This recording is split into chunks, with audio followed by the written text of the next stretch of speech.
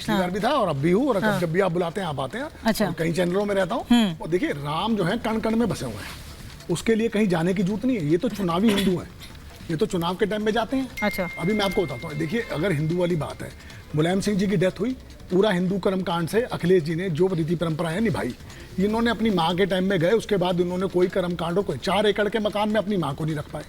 देखिए मैं आपको बताता हूँ सर, तो क्या ये किसी ने, सर मैंने कल भी ये बात कही थी, नहीं दीपक जी, मैं आप टोक नहीं, लेकिन आप गलत बात करेंगे तो सर बोलूंगी, मैं आपकी बात खत्म होने का इंतजार करूंगी। लेकिन अगर आप, ये किसी का पर्सनल मैटर है, मैं बार बार ये बात कहती हूँ, बताइए वो क्या किसी ने स्वर्गीय मुलायम सिंह यादव जी की मृत्यु के बाद, किसी ने स्वर्गीय मुलायम सिंह जी की मृत्यु के बाद सवाल खड़े किए थे कि आपने क्या कर्मकांड अपनाए, आपने क्या नियम फॉलो किए। सर किसी ने पूछा था ये?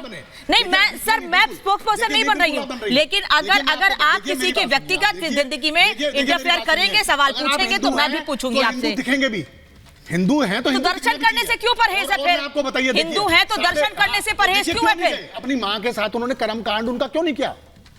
वो बड़े थे, उन्होंने क्यों नहीं किया अपने उसके अंदर जाके? लेकिन क्यों नहीं किया? क्योंकि वो अपने आप को चुनावी हिंदू हैं। और 38.5%, मैं इस पे जवाब लेती आप लोगों से, लेकिन आरपी सिंह से रिएक्शन नहीं, गलत बात है। देखिए 38.5% के अंदर उनकी बातें वो क्या नहीं, वो क्या कह रहे हैं मैं ये समझ रही हूँ, ये क्या कह रहे हैं मैं उसको समझ रही हूँ। 38.5% में भी 35-36% आपको हिंदू दे रहे हैं, 65% आदमी तो आपको देश का हिंदू आपको वोट ही नहीं कर रहा। आप ये बड़ी दिक्कत, ये बहुत बड़ी दिक्कत है, ये बहुत बड़ी दिक्कत है, ये बहुत बड़ी प्रॉब्लम है दीपक जी, ये गलत बात है, ये गलत बात है। कल भी राहुल गांधी ने जैसे शब्दों का इस्तेमाल किया, उस पर भी आपत्ति थी। सर कल भी राहुल गांधी ने दर्शन के लिए, आस्था के लिए, या दर्शन का जो वीडियो 4 महीने पहले सामने आया, उस पर सवाल खड़ी किया सर, उस पर भी आपत्ति थी। और आज आप जो कह रहे हैं उस पर भी आपत्ति है मुझे। देखिए अभी वरुण जी ने भी कहा, जैसे अब कोई आदमी अपने घर के अंदर पूजा करता है, और जब मौका आएगा सब जाएंगे, चुनाव के समय में नहीं जा रहे। सौरभ जी मैं आपसे रिएक्शन लूंगी, रुकिए, मैं आरपी सिंह 20 सेकंड आपने बीजेपी पर सवाल खड़े किए ना, मैं जल्दी से मुझे देखिए एक बात बताओ, मंदिर में लोग जाते हैं तो पुजारी और लोग उनके इंतजार नहीं करते हैं, लोग राम के दर्शन करने के लिए जाते हैं, भगवान के दर्शन। यहाँ पे सारे पुजारी वो ऐसे कि जैसे राम हो गए नरेंद्र मोदी। नहीं, आपने जो सवाल पूछा ना उनकी मां पर, मैं उस पर आरपी सिंह से रिएक्शन लूंगी, फिर सौरभ दुबे। आरपी सिंह रुकिए, सौरभ जी रुकिए, RP Singh ji sir 20 second जवाब दीजिए, फिर सौरभ दुबे। हाँ देखिए कितनी घटिया और कितनी नालायक सोच है कांग्रेस पार्टी और सपा पार्टी के प्रवक्ताओं की और विपक्ष के पार्टी के प्रवक्ताओं की। ये किस प्रकार से निजी जो कर्मकांड है उस पर भी ये आक्षेप लगाते हैं, हमला करते हैं। क्या बोल रहे हो आप? मैंने क्या बोला? देख रहे हैं आपके लोग देख रहे हैं, अब नहीं रोक रहे हो। ठीक जवाब देंगे आपको। नहीं दीपक जी ने बोला, वरुण जी ने नहीं बोला है। सही बात बोली है। दीपक ने तो जो भी बोला है वो आपने बोला है, मैं ये कह रही हूँ जो भी बोला है वो आपने बोला है, वरुण जी ने कुछ नहीं बोला है। अच्छा रुकिए, पूरा करने दीजिए। आपकी सोच को नालायक नहीं बताया। अरे सर ये जो बोल रहा है आप उसको जवाब दीजिएगा ना, जो बोल रहा है उसको जवाब दीजिए। आरपी सिंह जी 10 सेकंड जल्दी से, फिर सौरभ दुबे जल्दी से। नहीं, मुझे नहीं पता था कि वरुण जी कांग्रेस में है। मुझे तो पिछले दिनों पता लगा वरुण जी कांग्रेस छोड़ चुके हैं। मैं तो कहा जो कांग्रेस के और सपा के, मैं तो कहा और विपक्षी दलों के प्रवक्ताओं की जो सोच है वो परिलक्षित करती है कि किस घटियापन तक जा सकते हैं वो निजी कर्म कांडों पर किस प्रकार से प्रश्न उठाते हैं। दिखता है तो जाना भी मंदिर में जाना भी तो निजी है। किस हद तक आप भी तो उठा रहे हो, क्या करेंगे ये मुसलमान वोटरों पे चलते हुए किस हद तक जा सकते हैं। नहीं ठीक बात, दीपक जी ठीक बात कह रहे हैं सौरभ जी। मंदिर जाना भी सबकी अपनी आस्था का विषय है, ये उनका निजी विषय है। ये आप सवाल नहीं पूछेंगे कि आप राम मंदिर कब जाएंगे, काशी कॉरिडोर देखने के लिए कब जाएंगे, या जो स्टैचू बनाया गया गुजरात में उसे देखने कब जाएंगे। ये अपना मतलब है, अपनी आस्था है, आप क्यों सवाल पूछ रहे हैं उस पर? नहीं ठीक है, देखिए हनुमान चालीसा में एक लाइन लिखी है ना कि हो तना आज्ञा बिनु पैसारे। बिना हनुमान जी की आज्ञा से भगवान राम के दर्शन मिलते भी नहीं है। और हनुमान जी आज्ञा भी उन्हीं को देते हैं जिनका मन जो है वो पवित्र होता है, जिनके मन में जो है हिंदुओं को लेकर के जो है वो जो हिंदुओं का दुष्प्रचार करने वाले लोग हैं, जो सनातन के खिलाफ बोलने वाले हैं, उनको भगवान राम के जो है वो दिव्य दर्शन भी प्राप्त नहीं होते। लेकिन मैं एक बात कह रहा हूं, आप एक बात बताइए, जो सनातन को जानता है वो सनातन में अच्छे से जानता है कि सोमवार को भगवान शिव का जो है वो दिन रहता है, कई लोग उनका व्रत रखते हैं। इसी प्रकार से मंगलवार को हनुमान जी का होता है। हर एक दिन जो है सनातन में जितने लोग हैं सब जानते हैं हिंदू। तो जो भगवान राम की प्राण प्रतिष्ठा का दिन है वहां तो जाएंगे ना।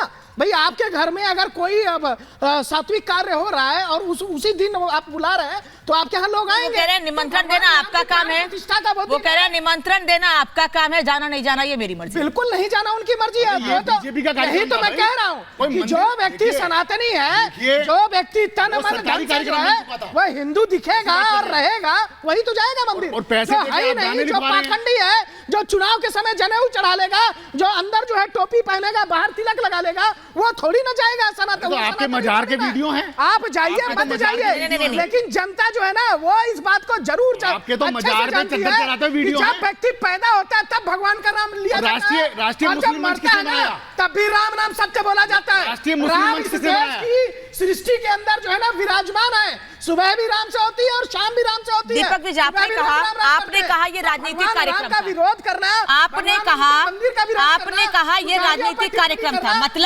मतलब आप ये कह रहे हैं कि संत समाज से लेके अलग अलग क्षेत्र की जो हस्तियां वहां प्रभु श्री राम के दर्शन करने के लिए प्राण प्रतिष्ठा में भाग लेने के लिए पहुंची थी, सब राजनीतिक है, हर व्यक्ति राजनीतिक था।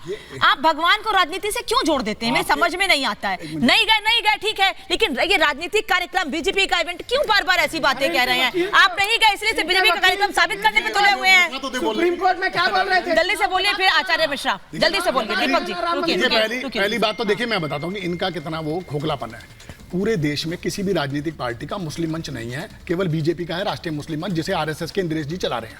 ठीक है, अब आप दूसरी उस पर आ जाओ, जो राजनीतिक कार्यक्रम में किसी भी मंदिर में होगी तो वहां का मुख्य पुजारी या वहां के जो यजमान होंगे वो करेंगे। भाई ये पहली बार देखा कि मोहन भागवत जी, मोदी जी, बताइए वहां वो यजमान बने हुए, अखिलेश यादव को मुझे याद है, सुनिए मैं खुद उस दौरान 1.5 महीना अयोध्या रह के आई हूँ और मुझे याद है कि अखिलेश यादव को इंटरव्यू, अखिलेश यादव को निमंत्रण देने के लिए, सौरभ जी रुकिए, अखिलेश यादव को निमंत्रण देने कौन गया था? आप सपा के नेता कहते हैं ना खुद को, अखिलेश यादव को निमंत्रण देने के लिए कौन गया था? मुझे बताइए अगर आपको पता हो तो। मैं तो अयोध्या थी और 1.5 महीने रह के आई हूँ प्राण प्रतिष्ठा के टाइम पर। कौन देने गया था? हमें वो मिला ही नहीं है।